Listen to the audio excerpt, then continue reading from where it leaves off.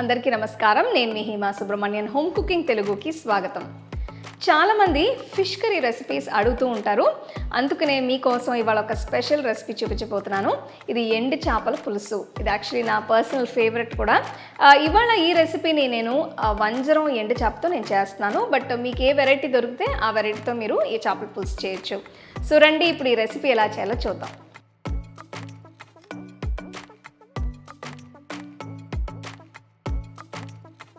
ఈ రెసిపీ చేయడానికి నేను 200 గ్రాములు వంజరం వెరైటీ ఎండు చేపల్ని తీసుకుంటున్నాను.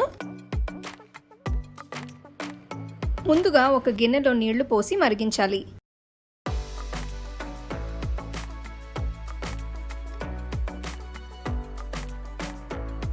ఈ వేడి నీళ్ళల్లో ఎండు చేపల్ని వేస్తున్నాను. ఇలా చేయడం వల్ల ఇవి మెత్తపడతాయి. మీరు ఏ వెరైటీ అయినా ఎండు చేపల్ని వాడుకోవచ్చు.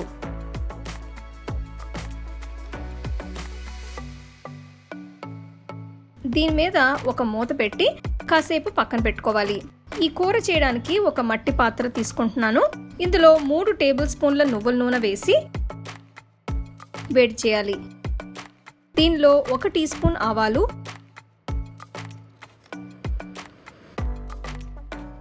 1/2 టీ స్పూన్ మెంతులు, కొన్ని వెల్లుల్లి రెబ్బలు,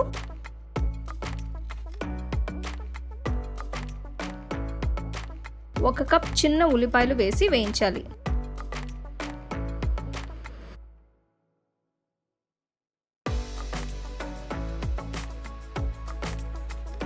తర్వాత కొన్ని కరివేపాకులు కూడా వేసి కలుపుకోవాలి.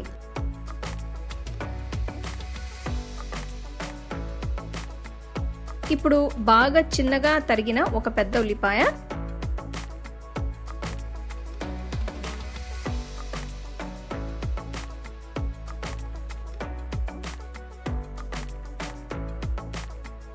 ఒక టీ స్పూన్ అల్లం వెల్లుల్లి పేస్ట్,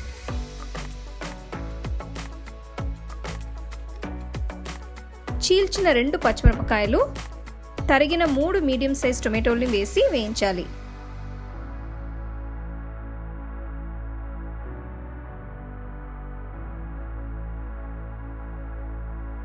తర్వాత నేను 1 టీ స్పూన్ కల్లుప్పు వేస్తున్నాను.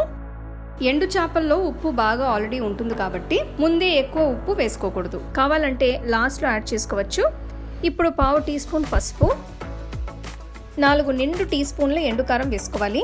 ఇందులో చింతపండు వాడుతున్నాం కాబట్టి కారం ఎక్కువ ఉన్నా పర్వాలేదు.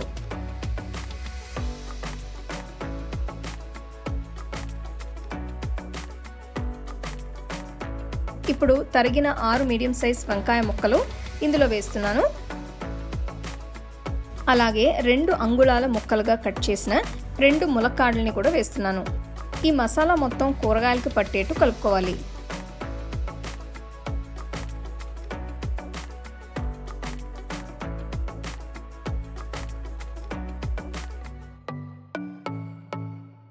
ఐదు నిమిషాలు వీటిని వేయించిన తర్వాత 1 కప్ చింతపండు రసాన్ని ఇందులో వేసుకోవాలి.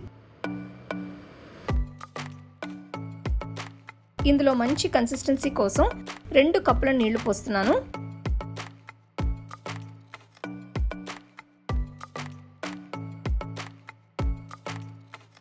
దీనికి ఒక మూత పెట్టి పొయ్యిని మీడియం ఫ్లేమ్లో ఉంచి 10 నిమిషాల పాటు కూరని ఉడికించాలి.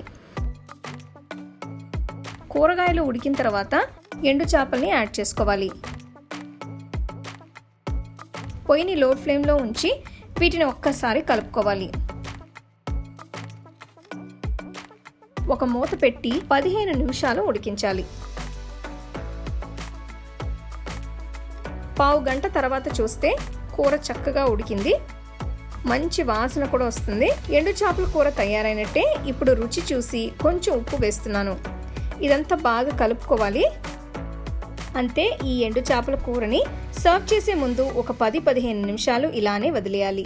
ఇలా చేయడం వల్ల ఫ్లేవర్స్ అన్నీ కొద్దిగా సెట్ అవుతాయి.